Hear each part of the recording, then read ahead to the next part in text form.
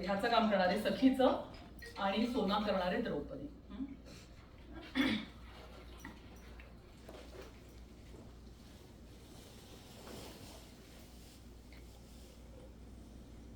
शोकपर्व स्थळ आहे हस्तिनापुरातलं हे उदास अंधारलेलं दालन. द्वापार युग संपून अगदी नुकतंच कलियुग सुरू झालंय. भारतीय युद्ध संपून काही दिवसच झाले. तिकडे कुरुक्षेत्रावर योद्धे, त्यांचे हत्ती घोडे, साऱ्यांचे मृतदेह अजून पडले. अजूनही दिवसा ढवळ्या त्यांची आभूषणे, अलंकार, शस्त्रे चोरायला शर्विलकांच्या झुंडीच्या झुंडी घोंगावत आहेत. त्या दिशेने येणाऱ्या वाऱ्यावर वाहत येणारी दुर्गंधी हस्तिनापुरातील बाल, वृद्ध आणि विधवांना अजूनही असह्य होते. तर अशा एका दिवसाचा तिसरा प्रहर. तिन्ही सांजा झाल्यात आणि राजमाता गांधारी आसमंतातील वातावरणा इतकीच उदास आणि अस्वस्थ बसली आहे. आज एवढी अस्वस्थ का राजकन्ये? राजकन्ये? पुन्हा म्हण ग राजकन्ये. तुझी ही हाक ऐकली ना की मधली सगळी वर्ष पाण्यावरच्या तरंगासारखी विरून जातात बघ. आठवतं गांधारातलं निळं भोर आकाश, धवलशुभ्र मुकुट धारण केलेली हिमशिखर, हिरवीगार दर्याखोरी, वसंतात लाल पिवळ्या फुलांनी बहरलेली आरण्य आणि हिमशिखरांमागून उगवणारं ते भलबोठ चंद्रबिंब, तांबूस. दृष्टीपुढे रंगांचे कल्लोळ नुसते. इथे आल्यापासून त्यांना पारखी झालीये मी. माझ्या प्रश्नाचं उत्तर नाही दिलंस. आज अस्वस्थ काय की? असं नाही ग. इथली माती कधी आपली वाटलीच नाही बघ. मुळं कधी रुजलीच नाही तिथे. म्हणून मग जिथे रुजली होती तिथल्या आठवणी करते गोळा. आपलं म्हणावं असं आता इथे उरलंय काय? सगळ्या आयुष्यावर हव्या नकोशा आठवणीच्या शेवाळ्याचा नुसता तवंग. छान. पुत्रवधू भेटायला येणार म्हणून काय एवढी कासावीस? पुत्रवधू नव्हे सखे. अगं द्रौपदी, आजवर कधी नव्हे ती एकटी. एवढं सगळं घडल्यावर आता आज तिच्या समोर मनावरचे घाव उघडे पडायला नकोत मला. तिच्या नजरेतली धग, आव्हान अजून जर तसंच असेल तर ते ह्या बंद डोळ्यांआडही जाणवेल मला. आणि दया किंवा करुणा जर पाझरलीच तिच्या नजरेतून तर तेही सहन नाही होणार मला कधीच. कशाला येत असेल ती? कशाला? नाही, मी तिला येऊ नको म्हणून सरळ सांगू का ग? छे छे गांधारी, मनाचं दुबळं पण असं उघडं करणार तू? सखे बोल बोल, काय करू मी आता? तूच काही काळ द्रौपदी होशील. तिच्या मनातले विचार जाणून घेशील आणि ती काय बोलेल, विचारेल हे समजून तूच बोलशील आणि विचारशील. सांग ना, तूच काही काळ द्रौपदी होशील? मी? छे छे ग. अगं ती प्रत्यक्ष राजसभेला निरुत्तर करणारी, धर्माशी नीतीविषयी वादविवाद करणारी, त्या कृष्णाचंही मन सहज जिंकणारी, ती प्रत्यक्ष याज्ञसेनी द्रौपदी पांचाली. आणि मी एक खेडवळ बाई, तीही गांधारातली. सखे, तू कोण, कशी ते सांगू नकोस मला. तुझी ही राजकन्या तिच्या समोर मोडलेली, कोसळलेली पाहायची नसेल तर हे एवढं करावंच लागेल तुला. ठीक आहे, तू म्हणतेच आहेस तर. पण एक अट आहे हा माझी. जे बोलेन ते मी नव्हे, द्रौपदी बोलेन. त्यानंतर रुसवा दुरावा नाही हा चालणार. मान्य बाई, मान्य. राजमाते. कोण? द्रौपदी? द्रौपदी तू म्हणालीस राजमाते? अगं निदान तू तरी. राजमाता म्हणताना मनात नव्हता कुठलाच हेतू. समदुःखी माता म्हणून आले आहे एवढंच ध्यानी घे तू. वंदन करते माते. समदुःखी? आपण समदुःखी? अगं तू जेती आणि जीत. खरं? एक बाई म्हणून खरंच मी जेती आणि तू जीत? अगो पुन्हा पुन्हा सोसूनही वेदना, आता ही सुकलेली गर्भाशय रीतीच ना, नुसत्या ओल्या आठवणींनीच ती आता भरू आपण. असं असता सांग माते, कोण जेती जीत कोण? दुःख नसतात ग ती जेव्हा जन्माला येत. आनंद निधान प्रत्येक जण जेव्हा अशी देखत वाढतात आणि एक दिवस माझी 5 कोकर ग निष्पाप पाणस कोळी झोपेमध्ये असताना घेतला त्यांचा बळी. 5 रक्त कमळे जणू देठापासून खुडलेली. अगं तू त्यांना पाहिलंच तरी, डोळ्यांची पाखर घालून वाढवलंस, पण मी मात्र कधीच कुणालाही पाहिलं नाही ग जन्मभर. जाऊ दे, अटळ ते झालं, मान्य. आज आपण दोघीही पराभूत, मान्य. पण ती तिसरी मात्र भाग्यवान, सगळे युद्ध जिंकून आता. कोण? माता कुंती? नाही माते, पुत्रशोक तिलाही टळला नाहीच आहे. वरून दाखवत नसेल, पण आतून तीही मोडलीच आहे. तरी सुद्धा आई पण खूप भोगलं तिने, भोगलंही आणि सोसलंही. नुसत्या रित्या आठवणींचीच धनी नाही ती. आपणही विसरूया ना कटुतेची बिजती. देवी, त्या कोणाचीही आणि कसल्याचीही उपचाराची आवश्यकता नाहीये. कुरु राज्यातील एक स्त्री म्हणून तशाच एका स्त्रीला भेटायला आले आहे मी. कुरु राज्यातली की कुरु वंशातली? आणि कुणीही अस, पण एक सांग, 2 स्त्रियांचं असं भेटणं पूर्वी इतक्या सहजपणानं आजकाल घडतं का ग? आणि समजा घडलं तर त्या 2 सामान्य स्त्रिया आजकाल बोलतात काय? जुन्या दिवसांविषयी, युद्धात गेलेल्या बाप भाऊ मुलांविषयी, की युद्ध काळात झालेल्या बलात्कारांविषयी? सामान्य स्त्रियांचं सहज भेटणं आजकाल सोपं राहिलं नाही ग. तर मग कुरु वंशातल्या 2 स्त्रिया म्हणून बोलू आपण. ठीक आहे, दुसरं केलंच काय आपण कधी? एवढा प्रलयंकारी महापूर येऊन गेला आणि आपण सुरुवातीला किंकर्तव्य मूळ होऊन स्तंभित झालो आणि नंतर शोकदग्न करून विलाप केला.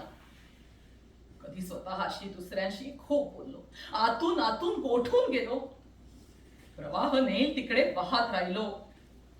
कुरु वंशातल्या स्त्रिया, बोल बाई, काय बोलायचंय आता? अर्थात आपल्या कर्तृत्वाविषयी. आपण खरंच का ग प्रवाहपतितासारख्या जगलो? खरंच काठावर उभ्या राहून वाहणाऱ्या आयुष्याकडे केवळ पाहत राहिलो? नाही ग. अगं, आपण तर स्वतःला पूर्णपणे झोकून दिलं होतं या अतिप्रचंड महायात्रेत. जयापजयाचे, सुखदुःखांचे, मानापमानांचे शेकडो रंग आपणही झेललेत या देहमनांवर. तसं नसतं तर घडलेल्या घटनांचे घाव इतक्या खोलवर पोचले असते. आणि मला सांग, एक तुझी दुश्चला सोडली तर इतर सगळ्या पुरुस्त्रिया म्हणजे कोण ग? दुसऱ्या कुलातून आलेल्या आपणच ना सगळ्या. काय पत्रास ठेवली ग या कुलाने आपली? कसली कसली आयुष्य मात्र जगायला लावली. आणि तरीही मला वेगळंच काहीतरी म्हणायचं. जे काही सगळं घडलं ते आपल्यामुळे. सर्व घटनांमागे शक्ती मात्र आपलीच होती. आपण सूत्रधार आणि हे सगळे कुरुपुरुष काष्ठपुतळ्या. आपण सूत्रधार? नाही ना पटत? पण मी दाखले देते ना या पुरुस्त्रियांच्या कर्तृत्वाचे. आठव, सत्यवतीने भीष्मांकडे मागितलेलं वचन आठव. आणि आंबा आठवते ना तुला?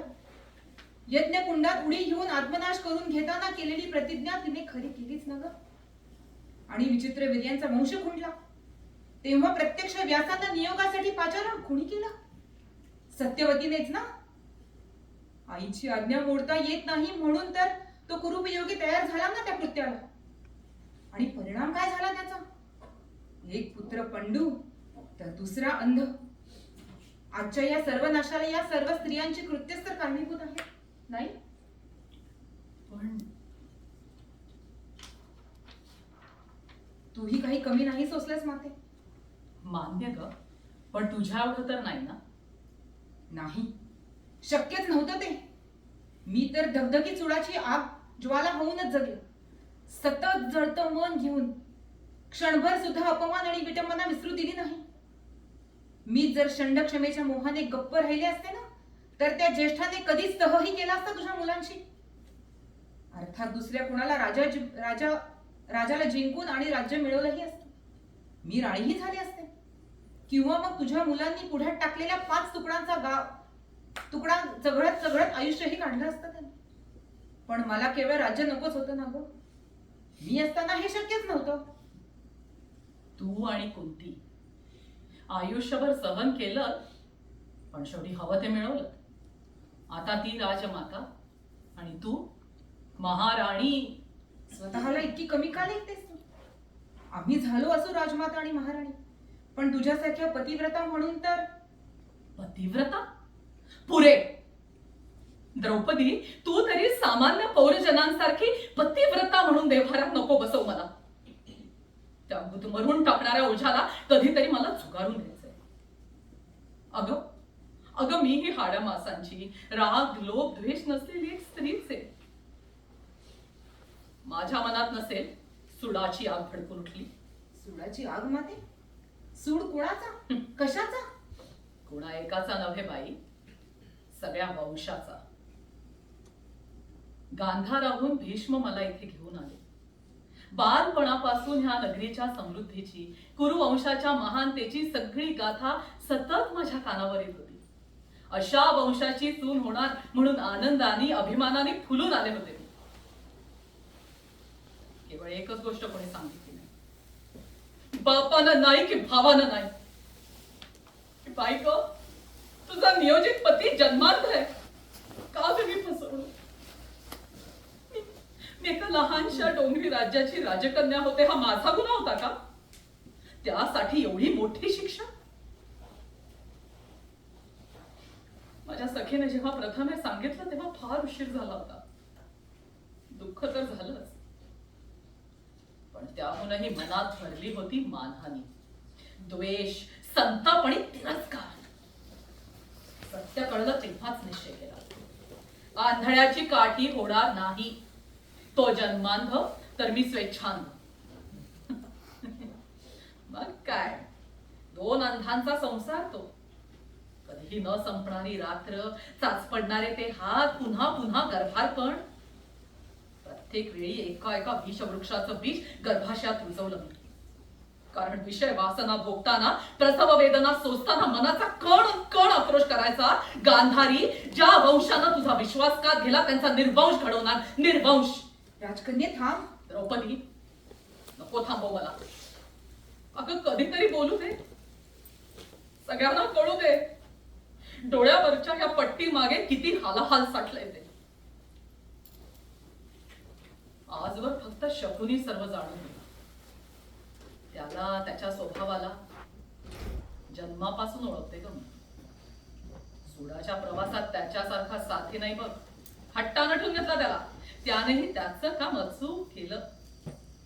एक एक सल्ला देत सर्वनाशाकडे त्यानं अचूक नेलं. मी ही नवऱ्याचा, मुलाचा प्रत्येक प्रमाद दृष्टी आड केला. कोणत्याही कृष्णकृत्याड आले नाही. डोळ्यावर एकदा पट्टी बांधली की सगळा अंधारच ग, सगळंच काळ.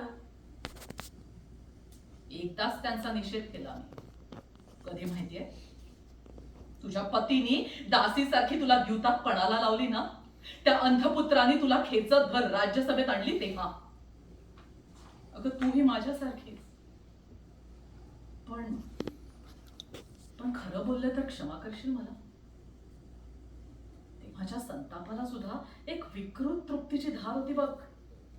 मनात आलं होतं, उत्तम, या महान वंशाची लाज आजभर राज्यसभेत उघडी पडली. उत्तम झालं. आता पुरे राजकन्ये. क्षमा कर द्रौपदी, पण आज खरं बोलायचं ठरलंय ना. त्या दिवशीच खात्री पडली, हे घराणं आता टिकत नाही. आता केवळ ऱ्हास आणि सर्वनाश. अगं प्रत्येक पुत्राच्या मृत्यूची बातमी आली की हा अंध राजा खचत जाताना जाणवत होता. सतत मोह होत होता की सोडावी ही पट्टी आणि त्याचा तो जीर्ण वस्त्राप्रमाणे उस्वत विदर्ण होणारा चेहरा डोळे भरून पाहावा. पण हे पातिव्रत्याचं ओझ आहे ना शिरावर गांधारीच्या. पती अंध म्हणून अंधत्व स्वीकारणारी एकमेव आर्य स्त्री महापतिव्रता गांधारी. शांत हो गांधारी. असा उद्वेग उद्रेक सहन नाही होणार तुला. कृष्णे, तुझं काय? तुझ्या मागण्या सगळ्या पूर्ण करू शकेल अशी एक व्यक्ती आहेच की तुझ्या बरोबर, जी आजवर वेळोवेळी तुझी केवळ पाठराखण केली अशी व्यक्ती. मला कळतंय गो तू काय सुचवू पाहले असते. त्याचं आणि माझं नातं. अगं स्वयंवरात अर्जुनाने पण जिंकला तेव्हा ही प्रथम दृष्टी सुखावले ती त्याच्या आणि अर्जुनाच्या रूपातल्या साम्यामुळे. पुढे अर्जुनाने माझी भिक्षा केली, त्या जी कुंतीने पाचात वाटली. मी म्हणजे पाचांची दावी एकत्र बांधलेली खुंटी. त्या ज्येष्ठाने तर भर राज्यसभेत एखाद्या वस्तूसारखी मला विकायलाच काढली. एक तोच केवळ होता ज्याने माझ्यातली स्त्री झाली, ज्याच्या केवळ असण्याने दुःखाचीही फुलं झाली. असा तोच तर होता, एकमेव. पण त्यानेही माझ्या स्त्रीत्वाचं भांडवल करावं, कर्णगळाला लागावा म्हणून माझ्या देहाचा आमिष लावावा. त्याचं माझं नातं तेव्हाच बदललं. केवळ बदललंच नव्हे तर तुटलं. आयुष्यात वेळोवेळी वस्तू म्हणून वापरली गेले मी, पण तुला मात्र तुझ्या या पट्टीने वाचवलं वस्तू होण्यापासून. म्हणून आता तरी महाराणी द्रौपदी येत आहेत. आज अचानक मुद्दाम आले. युद्ध संपल्यापासून यायचं होतं, राहून गेलं.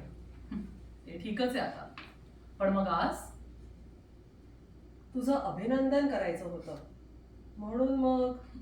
अभिनंदन माझं? कशासाठी? हे महाभयंकर युद्ध संपल्याबद्दल? नाही, युद्ध झाल्याबद्दल आणि ते असं संपल्याबद्दल. तू युद्धभूमीवर गेली होतीस? हो, युद्ध संपल्यावर कृष्णासवे. का? सांग ना, कशासाठी? का म्हणजे माझ्या मुलांची शव शोधायला. युद्धानंतर इतक्या दिवसांनी सगळी शव विद्रूप सडायला लागल्यावर शक्य होतं ते एवढ्या शवांमधून शोधणं? पण मला करायलाच हवं होतं ते. आणि मग कृष्णही म्हणाला. आणि कृष्ण म्हणाला, गांधारी आज तरी पट्टी सोड डोळ्यांवरची. म्हणून मग तेही केलंस. विवाहाच्या आधीपासून बांधलेली ही पट्टी इतक्या वर्षांनी प्रथमच सोडलीस. काय दिसलं ग तुला? जी मुलं जन्मली तेव्हा त्यांना बघायला सोडली नव्हतीस. ती वाढत होती तेव्हा, तरुण झाली तेव्हा, अगं सिंहासनावर बसली तेव्हा एकदाही पाहिलं नाहीस त्यांच्याकडे. आणि आज त्यांची शव पाहायची होती तुला? युद्धभूमीवरचा तो रक्त माणसांचा विध्वंस पाहायचा होता तुला? की इतक्या वर्षांची मनीषा पूर्ण झालेली पाहिजे होती? नाही अगं, केवढा तो विनाश, किती योद्ध्यांचे बळी. हे सगळं इतकं आणि असं होईल असं वाटलं होतं का ग आपल्याला? हे सगळं इतकं आणि असं व्हायला हवं होतं आपल्याला? एकदा युद्ध म्हटल्यावर कोण काय सांगणार? अरण्यातला वन्नीच तो किती चेतेल, कधी विझेल, कोण ठरवणार? हा तटस्थ आवाज तुझाच का पांचाली? ऐकलं होतं मुलांच्या मृत्यूच्या वार्तेनं वादळात सापडलेल्या वेलीसारखी अवस्था झाली होती तुझी म्हणे. त्या घटनेला फारसा काळ लोटलेला नाही. काळ किती लोटला, त्यापेक्षा त्या काळात काय घडलं ते महत्वाचं नाही का? हो, पण असं काय घडलं ज्यानं तू पुत्रशोकही विसरलीस? पुत्रशोक विसरले नाही ग. ती घटका विसरणं शक्य तरी आहे का? तूही त्या शोकाची बळी आहेसच. कशीही असली तरी पोटची मुलं होती ती तुझ्या. ते विसरणं शक्यच नाही. पण सहन करणं शक्य झालंय आता. मी तर वेडी पिशी झाले होते दुःखाने, आणि दुखावले होते माझ्या नवऱ्यांच्या उपेक्षेने. घायाळ आणि विद्ध. आणि एके दिवशी सायंकाळी कृष्ण आला. मरुभूमीतल्या काही कलावंतांना घेऊन आला. गायक, नट, नटणी. मोठा समूह होता. आम्हाला काही कळेना हे काय चाललंय ते. विचारलं तर म्हणाला, आता युद्धानंतर विजयानंतर थोडं मनोरंजन, काव्य विनोद हवाच. खरं तर आम्ही कोणीच त्या मनस्थितीत नव्हतो. पण त्याने हट्टच धरला म्हणाला. मग रात्री वाड्याच्या प्रांगणात त्या कलावंतांचा खेळ झाला. आम्ही सगळे अनिच्छेनेच बसलो आणि त्यांनी आमचीच सगळी कहाणी सादर करायला सुरुवात केली. गायनातून, अभिनयातून. आम्ही सगळे तिथे होतो. कुंती, पांडव, द्रौपदी, कृष्ण सगळेच. प्रेक्षकातही आणि मंचावरही आम्हीच. आमची आयुष्य सुख दुःख उलगडत जाताना पाहत होतो मंचावर. सगळे हर्ष, विमर्श, आनंद, शोक, आक्रोश. अशी मुलं मारली गेली. त्यानंतर त्या नटणीचा तो आक्रोश. अखेर कोणाची मुलं गेली होती? माझी का त्या नटणीची? ती काय एवढी व्याकुळ झाली होती? मला सगळं कळेन असं झालं. सगळं अस्वस्थ, असह्य झालं होतं. रडू आवरेना. मी उठले आणि आत जाऊन फुटून फुटून रडायला लागले. किती वेळ कोणास ठाऊक. आणि मग तो आला. माझ्या मस्तकावरून हात फिरवत म्हणाला, शांत हो कृष्णे. संताप आला त्याचा. म्हटलं का पुन्हा हे सगळं जगायला लावलंस मला? तर म्हणाला, उठ, चल माझ्या सवे. खेळ संपलाय. तशीच त्याच्या बरोबर गेली. ते सगळे कलावंत आपला पसारा आवरत होते. पण तेच होते का ते? मघाच्या भावनांचा, उद्रेकांचा लवलेशही नाही. काही वेळापूर्वी पुत्रशोकाने विव्हळत झालेली ती नटणी शांतपणे तिच्या तान्या अर्भकाला स्तनपान देत होती. तिच्या सखीशी हसत हसत बोलत होती. माझ्या मनातले विचार जाणून कृष्ण म्हणाला, पाहिलंस, असंच असतं जगणं सुद्धा. त्याची नजर माझ्यावर खेळली होती. अथांग अपार मायेचा निराशार महासागर ओसंडत होता त्या नजरेतून. मन कसं शांत झालं त्या क्षणापासून.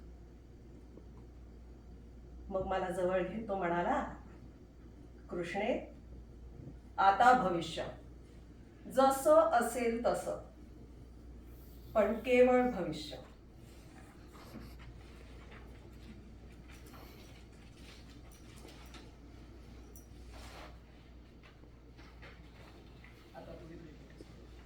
आता तू